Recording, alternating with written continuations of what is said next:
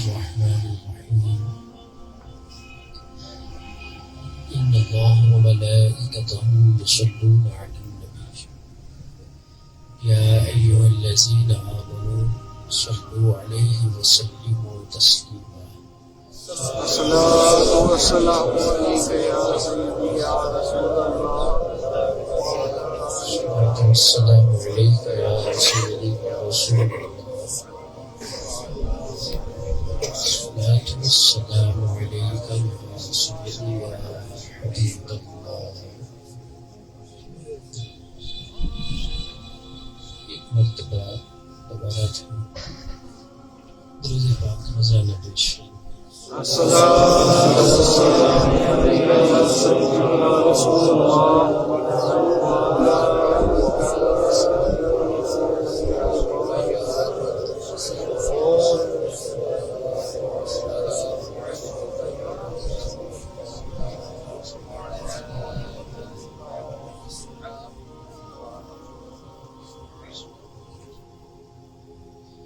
گزشتہ محفل میں ہم نے وسوسہ کے متعلق کچھ گفتگو حدیث کی روشنی میں کی تھی.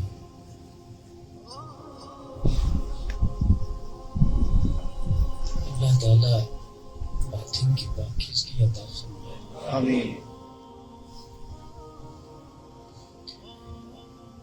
اسی کے متعلق ایک حدیث شریف آج پیش کرنے کی کوشش کرتا ہوں. اللہ تعالیٰ ہم سب کی حاضری اپنی بارگاہ کے اندر قبول فرمائے. آمین.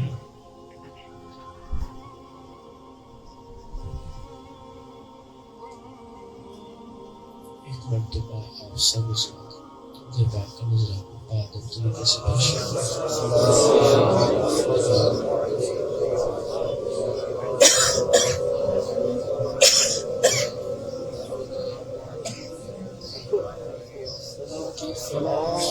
السلام علیکم رسول اللہ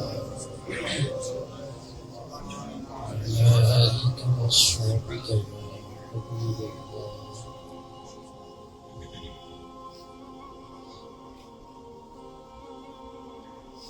وسوسہ کا جو تعلق ہے برے خیالات کے ساتھ ہوتا ہے. جس انسان کے برے خیالات سے اجتناب نہ ہوتا ہو، میں نے عرض کیا تھا کہ وہ کثرت سے اللہ کا ذکر کرے.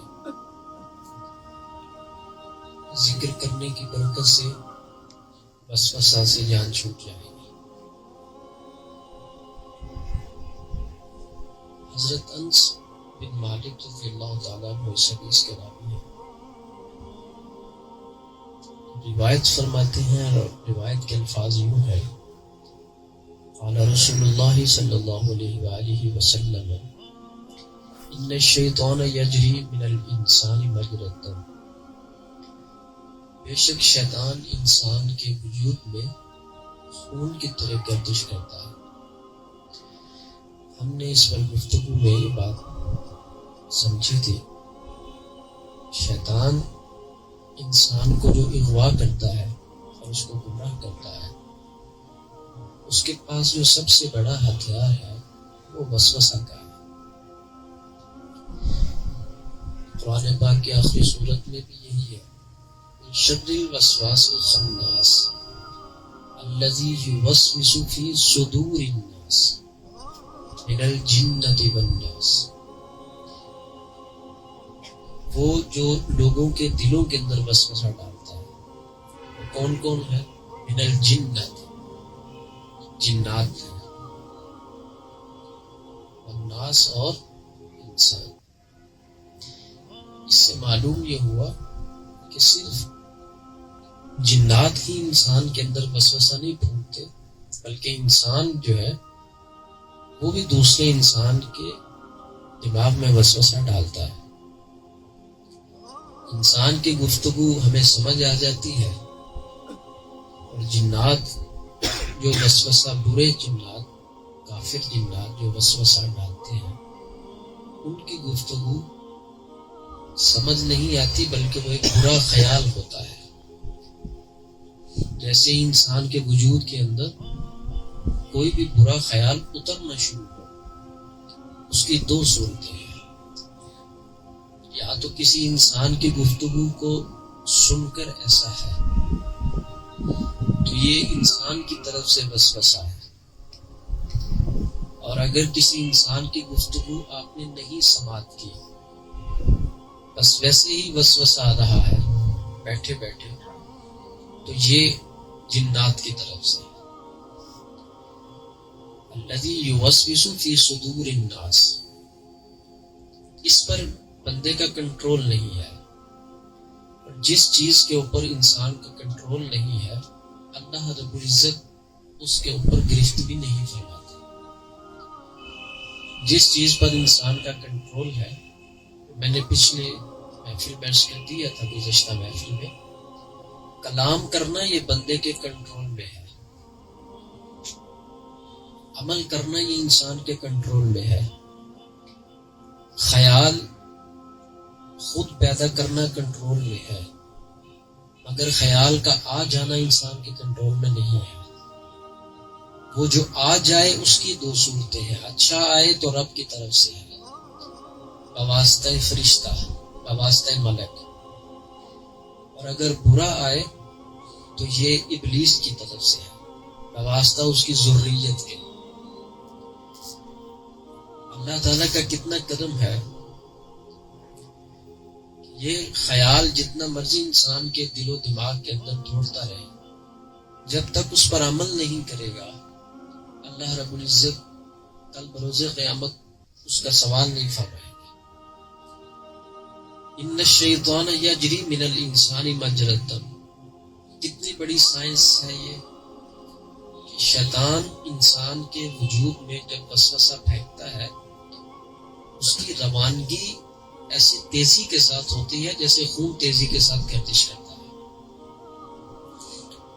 تو جب کسی چیز کو فلٹر کرنا ہو تو اس کے طریقے آپ جانتے ہیں. گرم کرنا بھی فلٹر کرنے کا ایک طریقہ ہے. پانی کے اندر جراثیم ہو تو اس کو گرم کر لیا جائے، ساری جھاگ بن کے اوپر آ جاتا ہے، اس کو پھر اٹھا کے باہر پھینک دو. تو فلٹریشن کا ایک طریقہ پانی کو گرم کرنا بھی ہے. تو اسی انداز میں انسان کا جو وجود ہے، ذکر اللہ ایک آگ ہے، آگ جو کہ اللہ کے علاوہ جو کچھ بھی ہے اس محبوب کے علاوہ وہ اس کو جلا دیتی ہے، ہر چیز کو. تو وسوسہ بھی ایک ناپاک مانوی وجود ہے جو کہ ابلیس کی طرف سے ہے. کام تو وہ اگرچہ اپنی ضروریت سے لیتا ہے، تو یہ ایک ناپاک مانوی وجود ہے جو شیطان کی طرف سے ہے. اب اس کو جڑ سے کیسے اکھیڑنا ہے، میں اپنے سے بات نہیں کرتا، چلے حدیث پڑھ کے سناتا ہوں، پھر آگے گفتگو کرتے ہیں. اس حدیث کو حضرت عبداللہ ابن عباس رضی اللہ تعالی عنہ نے تعلیقاً بیان فرمایا. امام بخاری اس کو تعلیقاً بیان فرماتے ہیں. حضرت عبداللہ ابن عباس قال رسول اللہ صلی اللہ علیہ وآلہ وسلم الشیطان جاسم علی قلب بنی آدم. شیطان بنی آدم کے دل کے اوپر پالتی مار کر بیٹھا ہوا ہے. چوکڑی مار کے بیٹھنے کو کہتے ہیں. مطلب کیا ہے، اللہ تعالیٰ نے اس کو اختیار دیا ہے. آج خود تو وہ کچھ نہیں ہے، اختیار اس نے رب تعالیٰ سے مانگا تو اللہ تعالیٰ نے اس کو اختیار دیا. جتنے قلوب بنی آدم کے ہیں ان کے اوپر اس کا اختیار ہے. فَإِذَا ذَكَرَ اللَّهُ خَنَسَ وَإِذَا غَفَلَ وَسْوَسَ. جس وقت انسان اللہ کا ذکر کرتا ہے تو وہ اپنی سونڈ کو اٹھا لیتا ہے. جو انسان کے وجود کے اندر اس نے پیوست کی ہوتی ہے، اس کو توجہ سے بھی تعبیر کر سکتے ہیں. تو شیطان کا اختیار اس سے متاثر ہونے کی ضرورت نہیں ہے. اللہ سے اس نے اختیار مانگا تو رب تعالیٰ نے دے دیا. اس نے جتنا بڑا مشن لے کر چلنا تھا اس نے اتنی بڑی طاقت مانگی, اللہ تعالیٰ نے اس کو طاقت دے دی. تو معلوم یہ ہوا کہ اگر شیطان اللہ تعالیٰ سے طاقت لے کر مانگ کر گمراہ کر سکتا ہے تو اللہ تعالیٰ نے اپنے بندوں کو کتنی طاقت عطا فرمائی ہوگی. یہ کیسی بات ہوئی؟ شیطان جو ہے وہ تو اتنی طاقت مانگ کر گمراہ کر رہا ہے, کیا جو رب تعالیٰ کے یہ تو اپنا نہیں ہے نا, تو کافر ہے, مردود ہے, اللہ کی بارگاہ سے دھتکارا ہوا ہے. انصاف کریے گا آپ لوگ بھی یہ بات سن کر. اس نے پروردگار سے کہا کہ مجھے طاقت دے پھر اور مجھے قدرت بھی دے, میں تیرے بندوں کو گمراہ کروں گا. اللہ تعالیٰ نے طاقت بھی دی, قدرت بھی دی. اس نے 6 جہاد میں سے 4 جہاد کا تعین کر لیا. نیچے اور اوپر والی جہت رہ گئی. اس سے پتہ یہ چلا جو انسان نیچے رہتا ہے یا پھر اوپر والے کے ساتھ تعلق رکھتا ہے, یہ دونوں جہتیں خالی ہیں. باقی اس نے تو کہا تھا آگے پیچھے دائیں بائیں سے میں آؤں گا اور آ کر ان بندوں کو گمراہ کروں گا. تو اس نے اختیار مانگا تو اللہ نے اس کو اختیار دے دیا. اب اندازہ کر سکتے ہیں آپ, دشمن کو اللہ نے اتنا اختیار دیا ہو تو رب تعالیٰ نے اپنے محبوبوں کو کتنے اختیارات سے نوازا ہوگا. اس میں آگے کوئی دوسری رائے تو نہیں ہے. یہاں سے ہی بات سمجھ لینی چاہیے. انسان آنکھ بند کرے اور کھولے تو کتابوں میں نے پڑھا ہے کہ اگر وہ مغرب میں ہو تو مشرق میں چلا جاتا. یہ دشمن ہے اللہ کا بھی اور اللہ کے بندوں کا بھی, اور اللہ نے اس کو اتنی طاقت دی ہے. تو آپ بھی کھلے دل سے مانا کریں, جب دشمن کے اوپر رب تعالیٰ کی اتنی عطا ہے, اس کے مانگنے پر دیا نا اس کو, یہ عطا ہی تو ہے, از خود تو نہیں, اس نے خود مانگا اللہ نے عطا کر دی, چلو ٹھیک ہے. تو جو رب کے بندے ہیں اللہ تعالیٰ نے ان کے لیے جو سب سے بڑا اعلان فرمایا وہ کیا فرمایا؟ فرمایا میں ان کے ہاتھ بن جاتا ہوں, پاؤں بن جاتا ہوں, آنکھیں بن جاتا ہوں, میں ان کی زبان بن جاتا ہوں. سبحان اللہ. یہ اللہ نے اپنوں کے لیے اعلان فرمایا. تو جس کو اللہ کے بندوں کی طاقت پر اعتراض ہو وہ مخالف سمت سے ہی سمجھ جائے کہ مخالف کے پاس کیا ہے اور وہ بھی اللہ کا ہے. تو پھر اللہ کے بندوں کے اپنے پاس کتنی طاقت ہے, رب تعالیٰ نے کتنی طاقت سے نوازا ہے. اولیاء اللہ کی جتنی کرامات ہے یہ اللہ کی طاقت کا ثبوت ہے, لیکن بندے کے واسطہ کے ساتھ ہے.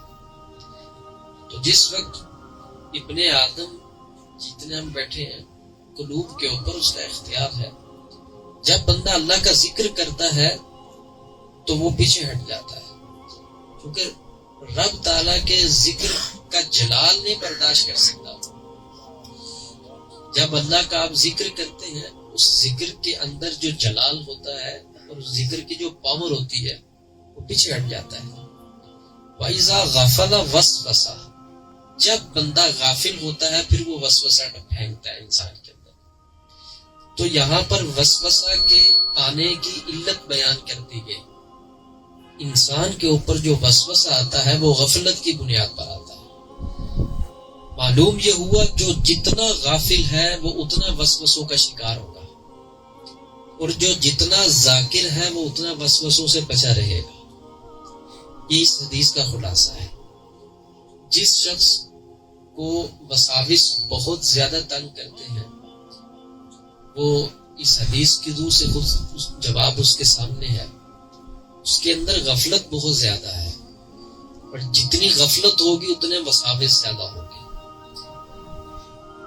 ایسی محافل جہاں پر اس انداز کی تربیت کی جائے, میں نے دوران طالب علمی سے لے کر اب تک بہت کم ایسی محافل دیکھی ہیں. باعث تقاریر, بشارات, شعر و شاعری، محفل کو گرمانا، گرمائش دینا، یہ سارے رنگ خطابت کے ہیں، مگر ایسی گرمائش کو کیا کرے کہ جس سے دل خالی رہ جائے اور جس سے کوئی نصیحت نصیب نہ ہو۔ ہمارے اولیاء کرام کی تو گفتگو ایسی نہیں ہوتی تھی، ان کی محفل اور مجلس میں بیٹھنے والے جو لوگ ہوتے تھے وہ سبق لے کر اٹھتے تھے۔ آج اتنی محافل سننے والے لوگ، ان کو بنیادی طور پر جو چیزیں ہیں ان کا بھی علم نہیں ہے۔ اس کی وجہ کیا ہے کہ ہم لوگ تربیت والی محافل کا انتخاب کرتے ہی نہیں ہیں، اور تربیت والی محافل کا انعقاد ہوتا بھی بہت مشکل ہے۔ ہٹ لو، پیچھے ہٹ جاؤ، چھوڑ دو، یہ کر دو، وہ کر دو، ہاتھ اٹھا لیے نیچے پھینک لو، دونوں اٹھا لو، دونوں نیچے کر لو، یہ ہمارے عشق کا ثبوت ہے، یہ علامت ہے کسی وقت میں اس کی ضرورت پڑے تو ایسا کرنا چاہیے، ورنہ تربیت جو ہے نا، جب تک میں پہلے بات عرض کر رہا ہوں، اگر یہ نہیں ہوگی اس وقت تک ہم لوگ اللہ اور اس کے رسول صلی اللہ علیہ وسلم کا قرب پا نہیں سکتے۔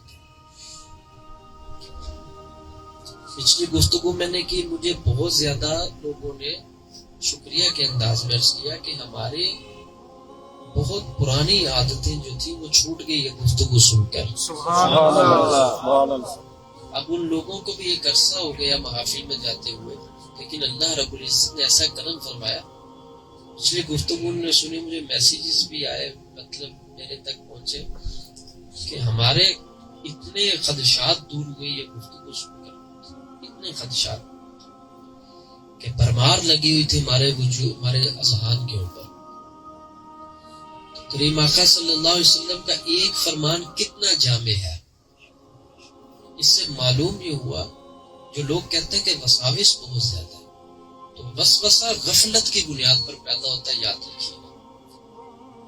اگر انسان غافل ہے تو وساوس بارش کی طرح اتریں گے، اگر بندہ ذاکر ہے، ذکر کرتا رہے، اللہ رب العزت کو یاد رکھے، زبان سے ذکر کرے، خیال میں ذکر کرے، میں یہاں تک نتیجے پر پہنچتا ہوں کہ اگر انسان زبان سے ذکر کسی وقت میں نہیں بھی کر سکتا، جو وہ ذکر کر رہا ہے یا جو وہ ذکر کرتا ہے، صرف اس ذکر کے لفظوں کی طرف اپنی آنکھ ہی لے جائے، یہ بھی وہی کام کرے گا جو زبان کا ذکر کام کرتا ہے۔ سبحان اللہ۔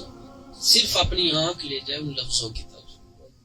آپ ذکر کرتے ہیں یا حیو یا قیوم کا، آپ زبان سے نہیں کہہ رہے، ٹھیک ہے، آپ نے صرف اپنی توجہ اس طرف کی، یہ اتنی ہی گرمائش رکھے گا، یہ ذکر اتنی ہی طاقت رکھے گا۔ تو ذکر لسانی اگر انسان سے نہ ہو سکے تو ذکر خیالی میں چلا جائے۔ یہ خیال جو ہے یہ بھی ایک ذکر ہے، یہ بھی ایک تسبیح بناتا ہے۔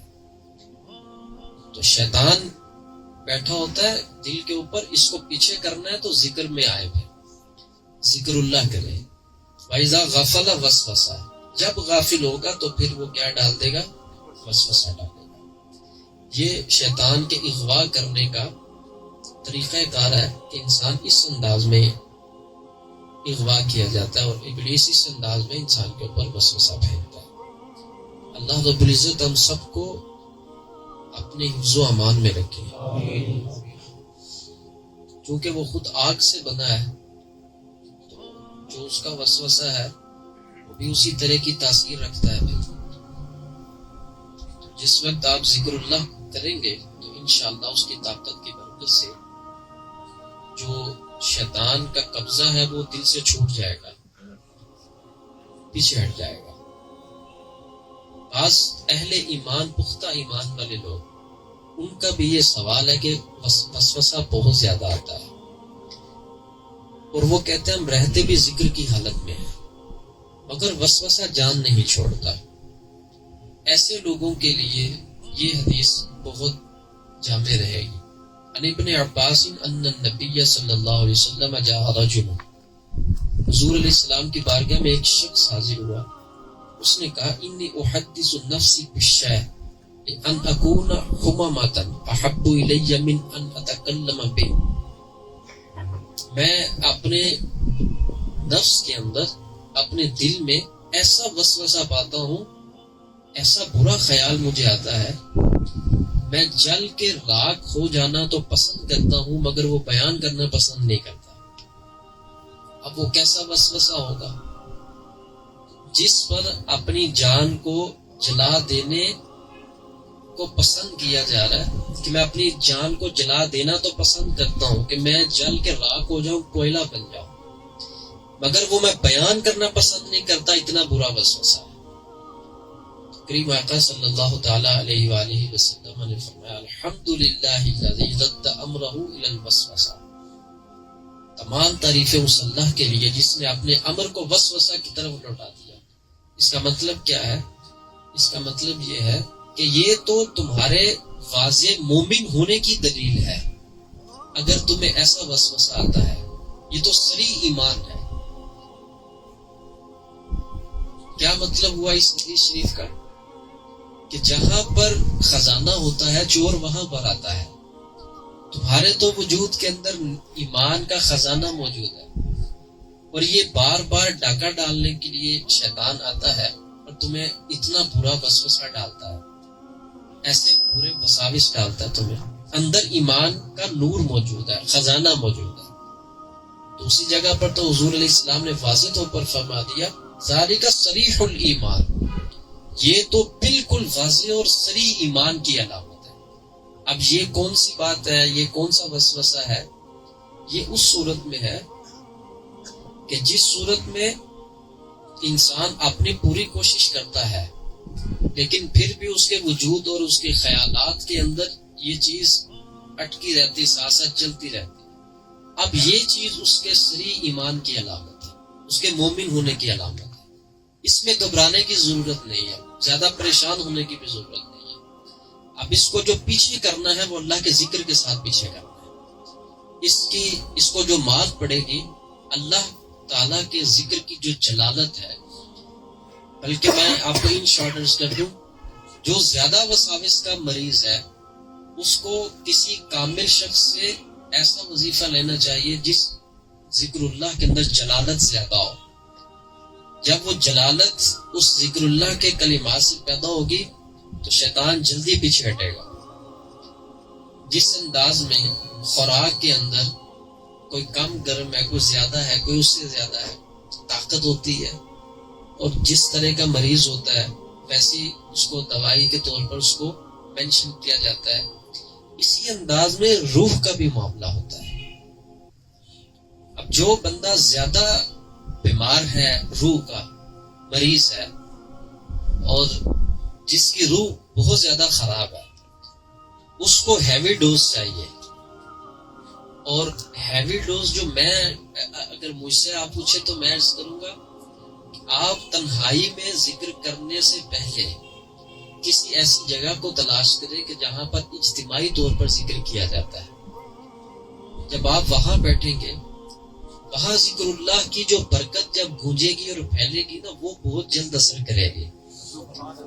اس میں انسان دائیں بائیں اتنی جلدی نہیں ہوتا۔ اب آپ دیکھیں، آپ جتنے ماشاءاللہ لوگ بیٹھے ہوئے ہیں، ایک انہماک اور توجہ ہے جو کہ مکمل طور پر آپ کی میری جانب ہے۔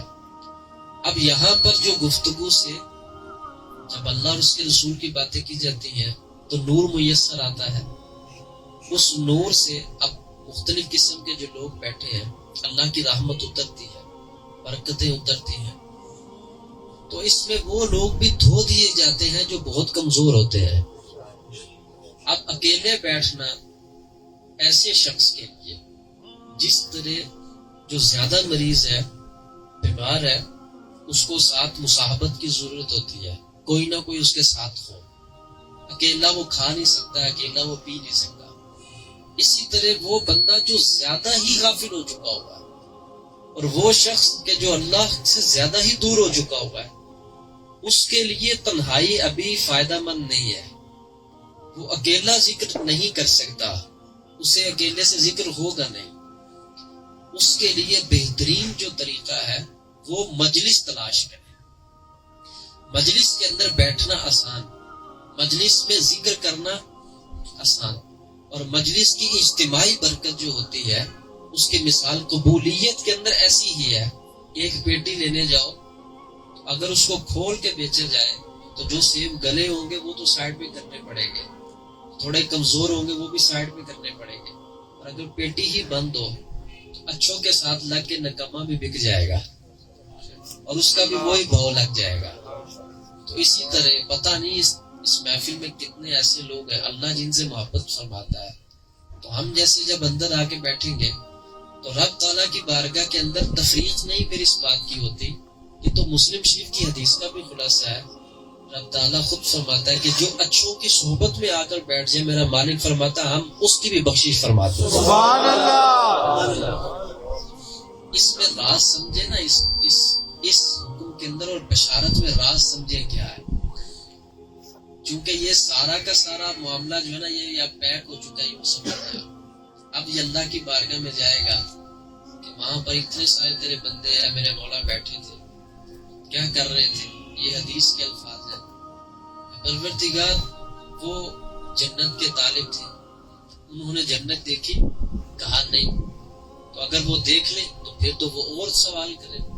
اللہ نے فرمایا فرشتوں گواہ ہو جاؤ ہم نے ان سب کو جنت عطا کر دی. سبحان اللہ. اس حدیث کا دوسرا رخ کیا ہے؟ اللہ تعالیٰ پوچھتا ہے فرشتوں سے اچھا اور کیا وہ کر رہے تھے؟ اے اللہ وہ دوزخ سے پناہ طلب کر رہے تھے، انہوں نے دوزخ دیکھی ہے اتنا ڈر رہے ہیں وہ؟ کہا نہیں میرے مولا انہوں نے سنا ہے کہ وہ دوزخ بڑی سخت ہے اور اس کی آگ ایسی ہے اور اس کا عذاب ایسا ہے.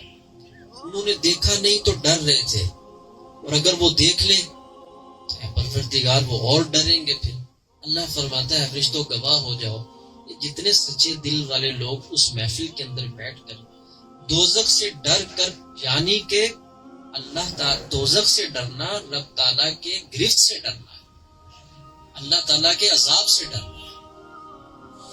تو اللہ تعالیٰ کی بنائی ہوئی وہ عذاب والی جو چیز ہے اس سے ڈرنا ہے. گویا کہ وہ رب سے ہی ڈرنا ہے. دوسرے لفظوں میں یوں سمجھ جاؤ دوزخ سے ڈرنا گویا کہ رب سے ہی ڈرنا ہے. اللہ فرماتا ہے فرشتوں گواہ ہو جاؤ جتنے وہ لوگ دوزخ سے ڈر کر گویا کہ مجھ سے ڈر کر وہ ان تمام اعمال سے پیچھے ہٹ رہے تھے، گواہ ہو جاؤ میں نے سب کو دوزخ سے بری کر دیا. سبحان اللہ. اب یہ سوال خود پھر فرشتے کرتے ہیں. یہ جو میں نے پہلے بات سنائی نا یہ سوال پھر خود فرشتے کرتے ہیں. اے پروردگار ایک وہ بھی بندہ تھا جو گزر رہا تھا، نہ وہ کچھ مانگنے آیا تھا نہ وہ کسی چیز سے برات کا طلبگار تھا، بس اس نے دیکھا کہ محفل ہو گئی وہ اندر آگے بیٹھ گیا، اس کا کیا کرنا ہے؟ تو اللہ تعالیٰ فرماتا ہے جہاں اچھے ہوں اور ان کی صحبت میں جو آ کر بیٹھ جائے وہ بھی بے مراد نہیں جاتا، ہم نے اس کی بھی بخشش کر دی. سبحان اللہ.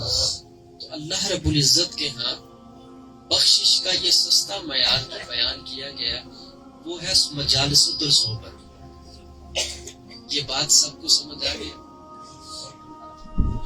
تو مجالست جو ہے صحبت جو ہے ہم نشینی جو ہے ذاکرین کی اور مفکرین کی اور اللہ کا ذکر کرنے والوں کی، وہاں پر جا کر بیٹھ جانا یہ بخشش جلدی ملنے کا ذریعہ ہے، جلدی بخشش ملتی ہے اس سے. اور اکیلے بیٹھنا اکیلے رہنا اور اکیلے یہ بڑا مشکل کام ہے. ایک ہفتہ کے بعد 7 دن کے بعد آپ ایک اس محفل میں ایسے خوش نصیب بھی ہیں جن کو اس محفل کا انتظار ہوتا ہے یہ دن کب آئے. میں آپ کو ایک جملہ عرض کرنے لگا ہوں، کوئی تو ایسی محفل ہوگی نا، ہم پابندی سے آتے ہیں، ہم پابندی سے آتے جا رہے کوئی تو ایک محفل ایسی ہوگی نا جس پہ اللہ کا ایسا کرم ہوگا کہ ہم جیسے گناہگاروں کی بخشش ہو جائے گی. کوئی ایک تو ہوگی نا، ایسے تو نہیں کہا جا سکتا. تو پھر آپ اندازہ کر لیں ہفتہ میں ایک دن اپنی نجات کے لیے پکڑ لینا اس وقت میں اور اپنی بخشش کے لیے اس کو لے لینا اور اللہ رب العزت کے قرب کے لیے اس ٹائم کو مخصوص کر لینا، یہ کتنی بڑی رب تعالیٰ کی نعمت اگر نصیب رہے تو. کتنا بڑا یہ انعام ہے. اب اس بات کے آگے کوئی چیز کھڑی نہیں ہونی چاہیے، اس فکر کے آگے کوئی دوسری فکر پیدا نہ ہو کہ جو اس فکر کو گرا دے. یہی فکر غالب رہنی چاہیے کہ مجھے ہفتہ میں ایک مرتبہ اپنی نجات کے لیے مجھے اس محفل میں حاضر ہونا. کوئی ایک تو ایسی محفل ہوگی نا جس پہ ایسا کرم برسے، ایسا کرم برسے، اللہ رب العزت کی ایسی رحمت برسے، پروردگار کی رحمت جوش میں مارے. تو ایسی جوش مارے جو کہ ہمارے اعمال تو ایسی ہیں کہ ہم اس کی بنیاد پر کہاں بخشے جا سکتے ہیں. اسی کی رحمت نے نیچے آنا ہے اور اسی کے کرم نے نیچے آنا ہے اور ہم گناہگاروں کی بخشش ہوگی.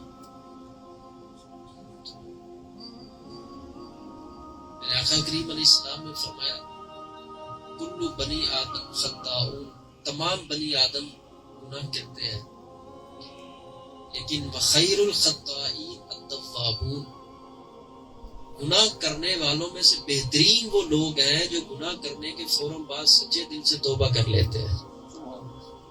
گناہ ہر ایک سے ہوتا ہی رہتا ہے کسی نہ کسی صورت میں، کسی نہ کسی صورت. اس سے یہ ہرگز نہیں سمجھنا انبیاء تک بات نہیں لے کے جانی وہ تو معصوم ہے، اور اولیاء اللہ جو ہے وہ محفوظ ہے، محفوظ عن الخطا. اولیاء اللہ اپنے نزدیک اس کو بھی خطا ہی کہتے ہیں جو نیکی اللہ کی بارگاہ کے شایان شان نہ ان سے ہو، جس کو وہ نہ سمجھے کہ یہ اللہ کی شایان شان ہے، اس کو وہ اپنے حق میں گناہ کہہ دیتے ہیں. اللہ سمجھیں آپ مسئلہ.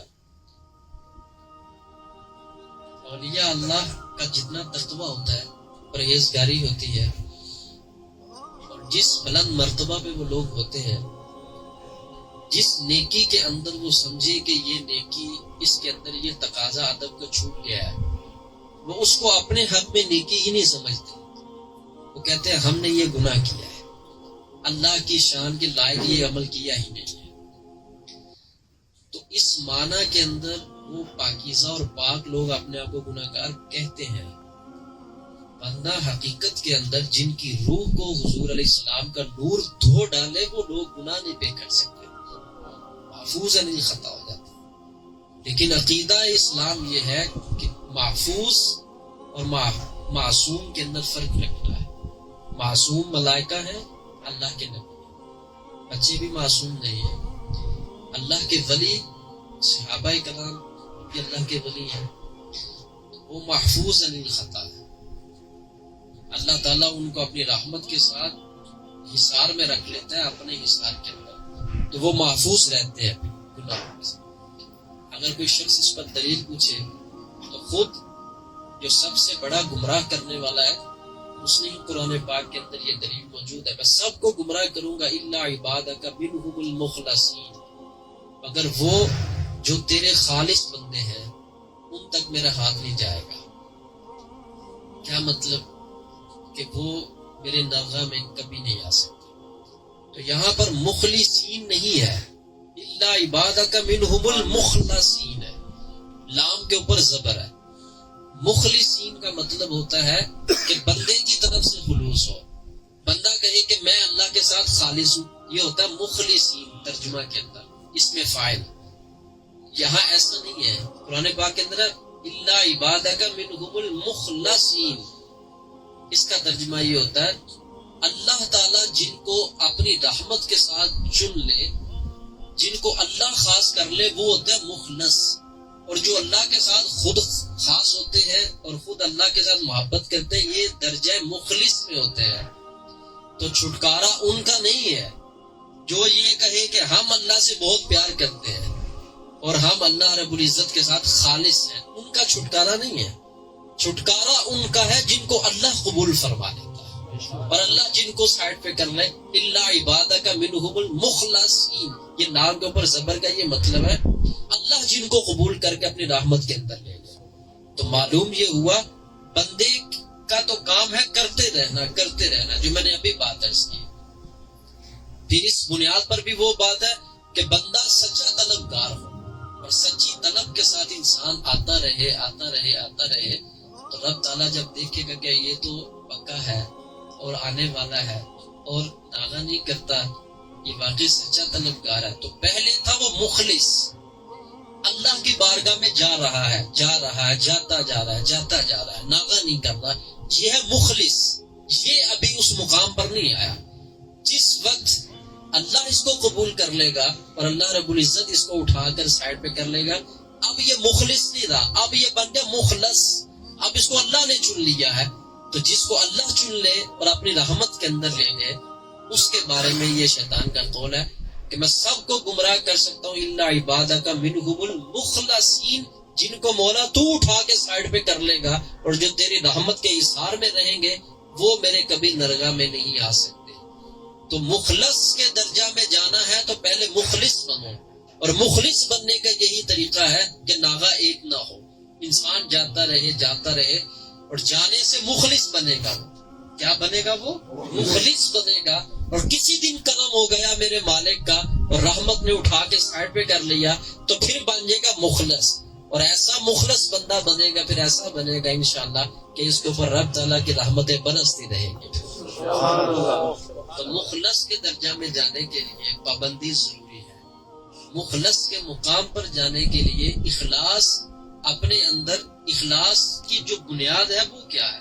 اخلاص کی بنیاد ہی سب سے بڑی پابندی ہے. جس شخص کے اندر استقامت ہے، پابندی اسی کو کہتے ہیں. تو مخلص بننے کی تیاری ہم کریں گے انشاءاللہ. تو اس میں سب سے بڑی جو بات ہے جو میں نے عرض کی آپ کو، کہ یہ یہاں پر جو پروگرام جس کے اندر آپ آ کر بیٹھے ہیں، یہ ایک تربیتی نشست ہے. یہاں پر الحمدللہ ہر مزاج کا معاملہ وقت کی نوعیت کے لحاظ سے، نسبت کے لحاظ سے آپ کے سامنے بیان کیا جاتا ہے. آپ رب تعالیٰ کا یہ کرم تھوڑا سمجھتے ہیں.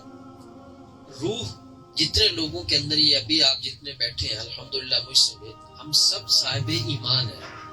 اور جتنے بھی جہاں بھی مجھے سن رہے ہیں سب صاحب ایمان ہیں. حشت بہشت یہ اولیاء چشت جو ہے ان بزرگوں کے اقوال سے مزین کتاب ہے. اس کتاب کے اندر میں نے یہ صلاحت پڑھی. اس سے پہلے میں اس صلاحت کا طلبگار تھا، مگر یہ صلاحت مجھے حضور غوث اعظم رضی اللہ تعالیٰ عنہ، حضور داتا گنج بخش علی اجمیری رضی اللہ تعالیٰ عنہ کتابوں میں بھی ملی ہے. تو ہر بزرگ کا ایک اپنا انداز ہے گفتگو کرنے کا. جو کیفیت جن پر اترتی ہے وہ ان کیفیات کو وہ الفاظ ادا کر دیتے ہیں. لیکن اس کتاب کے اندر یہ جس کا میں نے اولیاء چشت کے حوالہ سے نام ذکر کیا ہے، یہ کتاب بالکل آسان، جس کو کہتے ہیں نا عوام کے بھی سمجھ میں آنے والی بات ہے.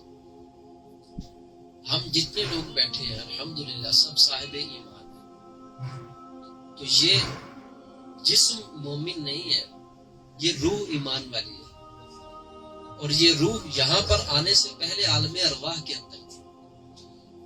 جتنی روحیں آنی ہے نا دنیا کے اندر، ابھی تک وہ سب عالم ارواح کے اندر ہے.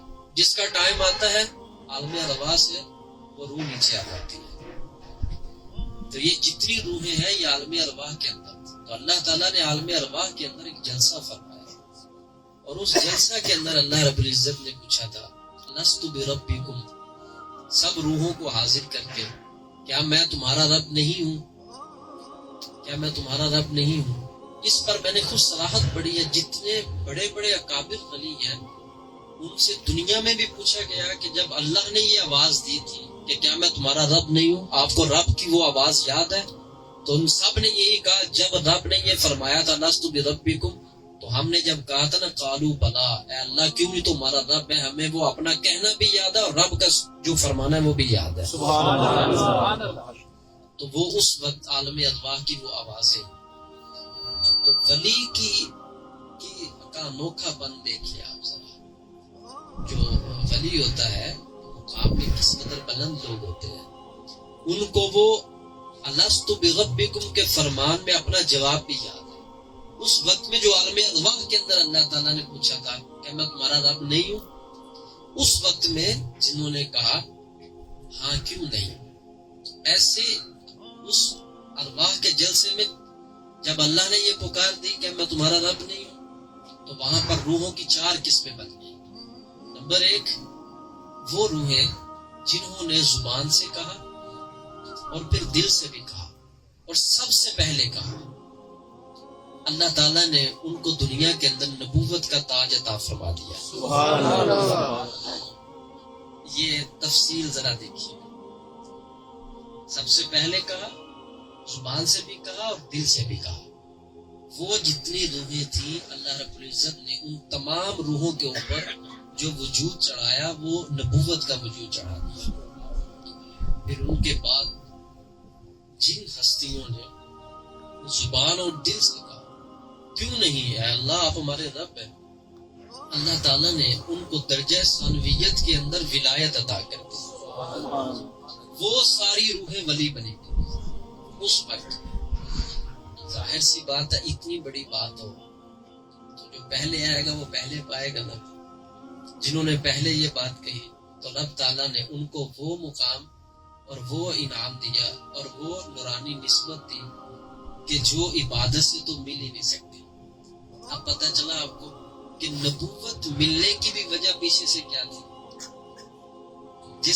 جنہوں نے اللہ تعالیٰ کے اس اقرار پر سب سے پہلے جواب دیا, سب نبی اور رسول بن گئے. پھر اس کے بعد جنہوں نے جواب دیا وہ سب ولی بن گئے, وہ کسی بھی دور کے ولی. جناب آدم علیہ السلام سے لے کر جناب خاتم علیہ السلام تھے, یعنی حضور علیہ السلام تھے. جتنے بھی نبی آئے اور ان ادوار میں جتنے ولی ہیں یہ سب ان ولیوں کی روحوں نے زبان سے کہا اور دل سے کہا اے اللہ کیوں نہیں آپ ہمارے رب ہیں. اللہ نے سب کو ولی بنا دیا.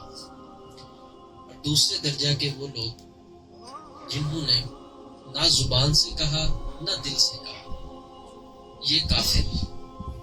اور تیسرے درجہ میں وہ لوگ جنہوں نے زبان سے تو کہا مگر دل سے نہیں کہا, یہ بن گئے منافق. اور وہ لوگ جنہوں نے زبان سے تو نہیں کہا مگر دل سے کہا اے اللہ کیوں نہیں آپ ہمارے رب ہیں.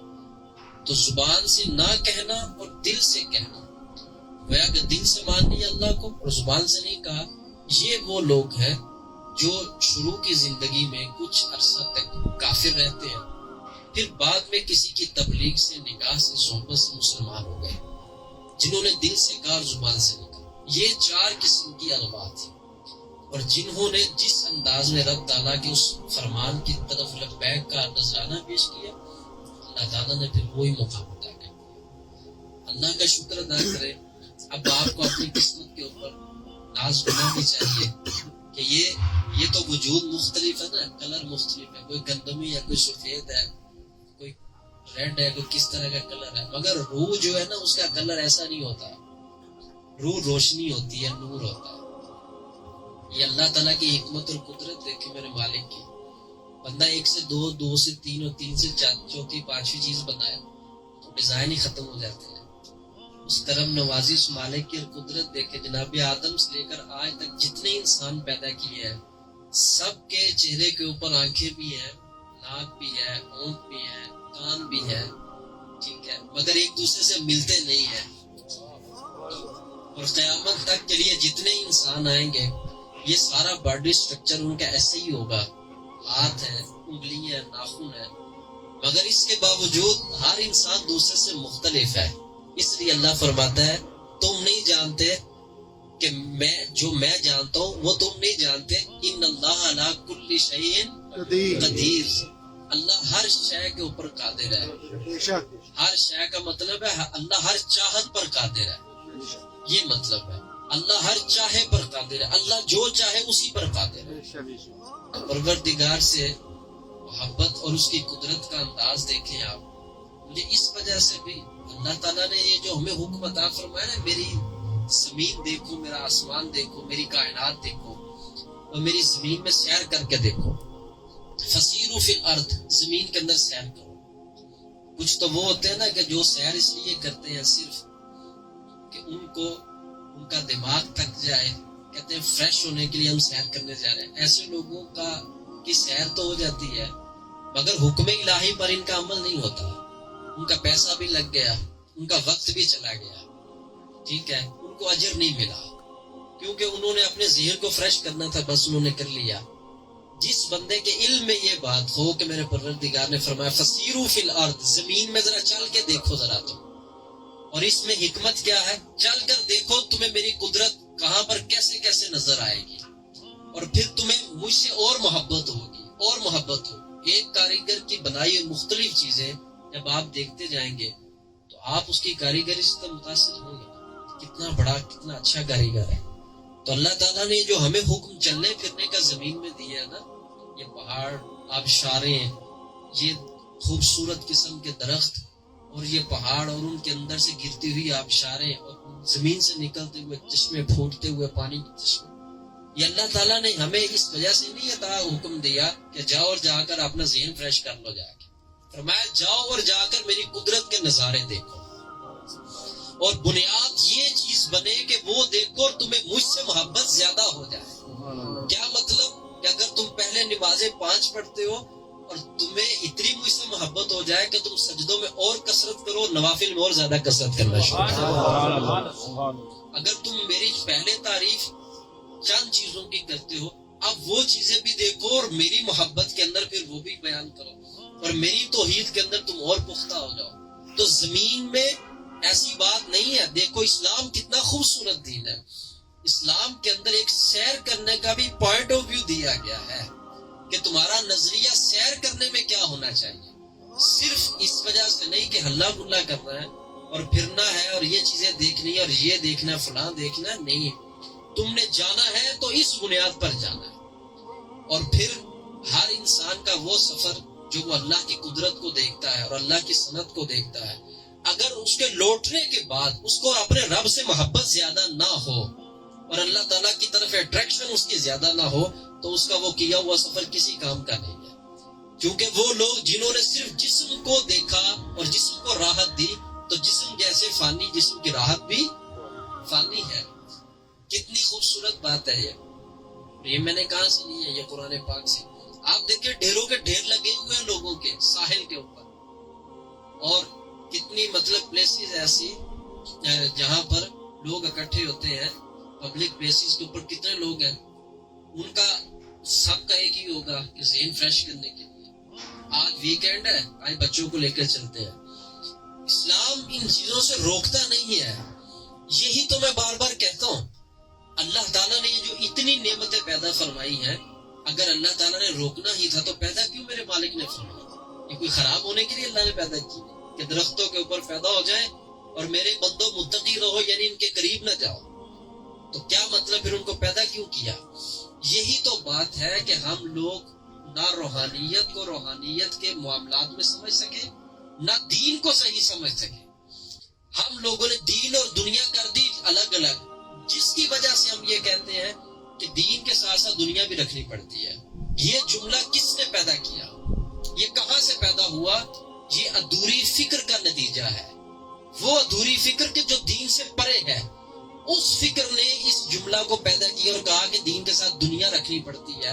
دنیا ہم نے رکھنی ہے، ہم سے پہلے کریم آقا صلی اللہ تعالیٰ علیہ وآلہ وسلم کی پاک اور بابرکت ذات بھی تشریف لائے ہیں، آپ نے بھی دنیا رکھی، اور دنیا کے اندر بھی دین رکھا، اور دنیا کو بھی دین کے اندر ہی رکھا۔ حضور علیہ الصلوۃ والسلام بھی تشریف لے کر گئے، صحابہ کرام بھی تشریف لے کر گئے، مگر ان چیزوں کو ہم لوگ اگر سیکھیں گے نہیں۔ آپ سنو جو سننے والی بات ہے، ایک بندہ جاتا ہے بہت دور کہیں سیر کرنے کے لیے، اس کا لاکھوں روپیہ لگ گیا نا، اس کا ٹائم بھی گیا، اس کا لاکھوں روپیہ بھی گیا، اس کا وقت بھی گیا، اور وہ جب واپس لوٹا تو ایک نیکی لے کے نہیں لوٹا، ایک نیکی بھی لے کر نہیں لوٹا۔ اس کے برخلاف وہ انسان کہ جو اللہ کی قدرت کو اس وجہ سے دیکھے کہ میرے اللہ کا حکم ہے، تاکہ میری توحید کے اندر اور پختگی آئے اور اللہ کے ساتھ محبت کے اندر میں اور پختہ ہو جاؤں۔ اور مجھے جب اللہ کی قدرت کے نظارے نظر آئے تو بندہ جب کسی ایسے شخص کو دیکھتا ہے جس نے کوئی چیز اچھی بنائی ہوتی ہے، بندہ اس سے محبت کرتا ہے، اس کو لوگ دیکھتے ہیں، اس کے قریب ہوتے ہیں۔ تو اللہ تعالیٰ کی یہ ساری قدرتیں دیکھ کے مطلب یہ نہیں تھا کہ ہم لوگ بگڑے ڈالیں، بغلے بجائیں، مطلب تو یہ تھا کہ ان کو دیکھیں اور جھک جائیں اور سجدہ کے اندر گر جائیں اور اللہ تعالیٰ کی اطاعت اور فرما برداری میں آگے چلے جائیں. فسیروا فی الارض، یہ مطلب ہے اے لوگوں میری زمین کے اندر ذرا سیر کرو. تو جن لوگوں کا پوائنٹ آف ویو سیر کا یہ ہوتا ہے، یہ انداز ہوتا ہے، وہ نیکیاں لے کر واپس لوٹتے ہیں، وہ اللہ کی محبت پہلے سے زیادہ لے کر واپس لوٹتے ہیں. کیوں؟ میں اپنے محبوب کی کاریگری دیکھ کر آیا. اب یہ بات سننے کے بعد کتنی بڑی مشکل کا حل ہوا ہوگا قرآن کے نظریہ سے. قرآن کتنا خوبصورت لٹریچر ہے. ایک ایک لفظ اللہ تعالیٰ نے پڑھنے والوں کو یہ نہیں فرمایا کہ تم پڑھو، اللہ نے فرمایا اس میں عقل والوں کے لیے نشان ہے.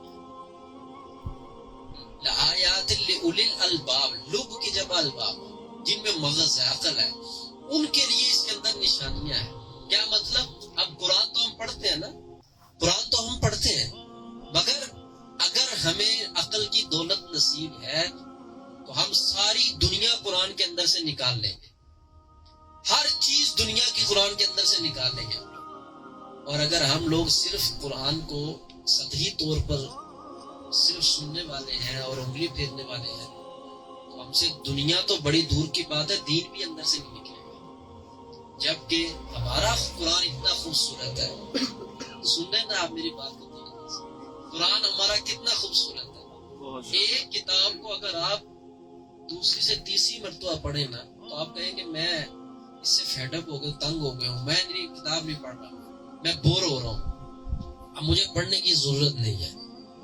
میرے آقا کے سینہ پر اترا ہوا وہ صحیفہ نور اتنی برکت والا ہے، اس کو انسان جب بھی سچی اور صدق نیت سے کھولتا ہے، پہلے اگر 2 موتی لے کر آیا تو تیسری مرتبہ جائے گا تو اللہ 10 موتی عطا فرمائے گا. قرآن ایسی خوبصورت کتاب، اس کی طرف جب بھی رجوع کرو گے تو خالی ہاتھ واپس نہیں آؤ گے. جب بھی اس کی طرف لوٹو گے تو کوئی چیز لے کر آؤ گے. حکمتوں کا مجموعہ، نعمتوں کا مجموعہ، اللہ کی رضا کا مجموعہ، افکار کی درستگی کا مجموعہ، اور عقول کی روشنی کا مجموعہ، اور عقول کا اتنا بڑا سہارا. تو یہ گفتگو اچانک درمیان میں جتنی آئی میں نے عرض کر دی. ہم لوگ اللہ کی رحمت سے یہ جتنے ایمان والے بیٹھے ہیں، اللہ کی طرف سے یہ جتنی روحیں ہیں، ان روحوں نے اللہ تعالیٰ کے اس جلسہ کے اندر یہ اقرار کیا تھا اے اللہ تو ہمارا رب ہے. یہ میں اب آپ کو آپ کی قسمت بتا رہا ہوں کہ مقدر دیکھیں، اے اللہ تو ہمارا رب ہے. تو پروردگار نے پھر اس خوشی کے اندر جو چیز عطا کی نا، اللہ نے اسی چیز کو ایمان فرمایا. ایمان اتنی بڑی چیز ہے. اللہ کے جواب میں جو بات کہی تھی آج اسی پہ قائم ہے. تو میرا بہت بڑا مسئلہ یہ اولیاء چشت کی مطلب یہ گفتگو سے حل ہوا. حقیقت اس کو نقل فرمانے والے جو ہے حضور عطائے رسول ہے، سلطان الہند ہے، خواجہ معین الدین حسن چشتی سنجری اجمیری رضی اللہ تعالیٰ عنہ ہے. آپ نے اپنے پیر و مرشد سے یہ گفتگو سنی تو لکھ لیا اس کو، تو آج امت کو وہ صحیفہ برکت عطا کر دیا. جو حضرات خاص طور پر چشتی بیٹھے ہیں، آپ کے لیے ہم سب، میں بھی اس کے اندر شامل الحمدللہ، میں خود بھی چشتی ہوں، قادری بھی ہوں، میں جویری بھی ہوں الحمدللہ. ہماری سب بزرگوں کے ساتھ نسبتیں ہیں. براء الورا الحمدللہ، سب اولیاء اللہ براء الورا، براء الورا ثم وراء الورا، سب بہت مقام والے ہیں، بہت مقام والے ہیں. آخری بات عرض کر کے پھر انشاءاللہ ذکر ہوتا ہے. یہ غلطی کبھی نہ کریے گا یہ جو آج اس دور میں ہو رہی ہے. ہمیں بزرگوں کو ماننے کا حکم تھا، ہمیں بزرگوں کی درجہ بندی کرنے کا حکم نہیں تھا. یہ صحیح طور پر تعین تو وہ خود اولیاء ہی جانتے ہیں کون اللہ کی بارگاہ میں کتنا مقام رکھتا ہے، یا وہ جو اولیاء اللہ کے قریب ہے. تو ہمارے لیے سب ولی قابل احترام، سب بہت بلند مقام کے حامل ہیں. ہمیں یہ کام نہیں کرنا کہ یہ ان سے اوپر ہے اور یہ ان سے نیچے ہے، یہ ان سے نیچے ہے تو یہ ان سے اوپر ہے. یہ کام ہمیں دیا نہیں گیا، ہمیں تسلیم کرنے کا کام دیا گیا. وہ سب صاحب عظمت ہے، سب صاحب نعمت ہے، اور اللہ کی بارگاہ میں کس کا کیا مقام ہے حقیقی طور پر تو وہ وہی جانتے ہیں. اور ان کے ہاں تو ایسی گفتگو ہوتی بھی نہیں، ان کے ہاں ایسی گفتگو ہوتی بھی نہیں جہاں پر اللہ کی عطا اور اللہ کی رحمت جہاں بھی ہو، وہ چھوٹا وجود ہی کیوں نہ ہو، اور یہ اللہ کی دعا ایسی ہے کہ اس کو بھی قبول فرماتا ہے۔ انسان ضدی نہ ہو، بس یہ ضد بہت بری چیز ہے، یاد رکھیے، ضد بہت بری چیز ہے۔ ابو جہل کا سارا علم کالا کیوں تھا؟ کیونکہ اس کے اندر ضد تھی، تو وہ اتنا کچھ اس کے پاس ہونے کے باوجود عرب کے اندر اس کو ابو الحکم لکھا جاتا تھا، ابو الحکم، حکمتوں کا باپ اس کو کہا جاتا تھا، مگر وہ ٹوٹل پاؤں سے لے کر سر تک سارا اس سے آتا تھا۔ کس وجہ سے؟ ضد کی وجہ سے۔ تو جو بندہ ضدی ہوتا ہے، ضد کے اوپر قائم رہنے والا انسان ہوتا ہے، وہ ایمان سے بھی پرے رہتا ہے، اور جتنے لوگ صاحب ایمان بنے ان میں ضد نہیں تھی۔